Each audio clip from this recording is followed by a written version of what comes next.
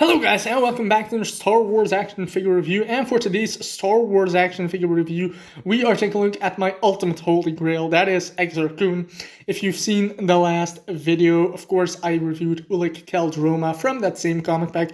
Both figures were released in the same Tales of the Jedi comic pack, and it's an awesome figure. It does not disappoint. It's a beautiful looking figure as well. It's definitely, like I said, it wasn't Holy Grail for me, and I'm super happy that I have it finally in my collection. If you collect Sith Lords or any expanded universe type of stuff, this is definitely one you should try to add to your collection, especially if you collect Sith, because of course Exar Kun or Exar Kun is what some people consider one of the best or ultimate Sith Lords ever created in the Star Wars universe. Now, the figure itself is really good. Like I said, it has some really nice detailing, just like Ulic Qel-Droma has some real nice detailing. Again, I got this one last year. I never see it online, never to lose actually. And then a seller in Holland, which is, I live in Belgium, so it's basically my neighbor country, was selling this one for, a pretty hefty price. But I jumped on it because I just never saw it, and it was my holy grail, so I had to have it. But overall, great looking figure. He does come with a lightsaber accessory. Now, in the Tales of the Jedi comics, the ones that he appears in, of course, he is wielding a double-bladed lightsaber. Now, these lightsabers can attach, and if you take a look here at his hand here and the lightsaber hilt, he has one of those little pegs, and that peg can connect to the other lightsaber.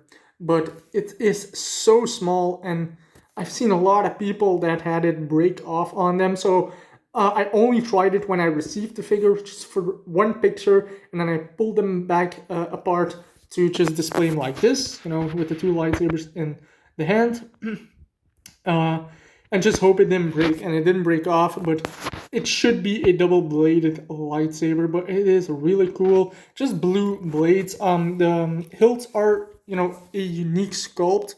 I don't know if you guys can see that, but it is some sort of unique sculpt. It is not accurate to the comic books, however, because in the comic books it's much more detailed.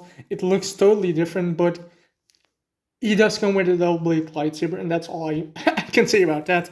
The figure itself, the head sculpt looks really good. You can see on his forehead he does have a marking or a tattoo on it, but it is a little bit harder to see. I think in the comics it's also a little bit more defined. It is darker, I think, and you can see the sculpt work, but it's not painted super well. You do have some scratch marks on that side of the face as well, but it looks really good. And on that side of the face, looks really good. It's a very unique looking Star Wars action figure. Take the lightsabers away and you can, maybe think it's some sort of fantasy figure or something like that, but looks really good. You do have like the shoulder pads that he is wearing. It's like a shoulder armor piece that attaches to at the back with some sort of peg, and it is held up at the front with some gold, like cloth wires or something like that. And turning him around, you can see more detailing here for the shoulder bits. It looks great. It has that nice bronze color. You do have a real nice ponytail at the back as well. And you can see here in the middle is basically where the peg is, or there is a peg that is sticking inside his back. So you do have that. He comes with lightsabers, like I already mentioned. And then you do have like his tunic that he's wearing with the brown. The gold, has a gold necklace, had the green, like lower tunic, or not lower tunic, the tunic, but underneath the tunic. You do have a nice gold belt with some nice details on it, with some nice markings. Those black things are also part of his outfit. You do have some sort of silver skirt piece, which looks really good. You have knee pads on his brown pants, and then, just brown boots. But overall, great looking figure. Also has a really cool cape attachment to him. But yeah, Exar Kun is definitely one of those figures that I wanted for such a long time. Ever since I knew he existed, I want to have this guy. And in my opinion, he does not disappoint.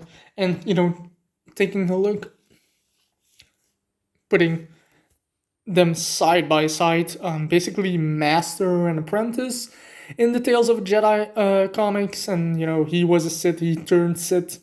I mean, he was a Jedi as well, but also a fallen Jedi. Same thing happened to him, so they're both Siths in the end.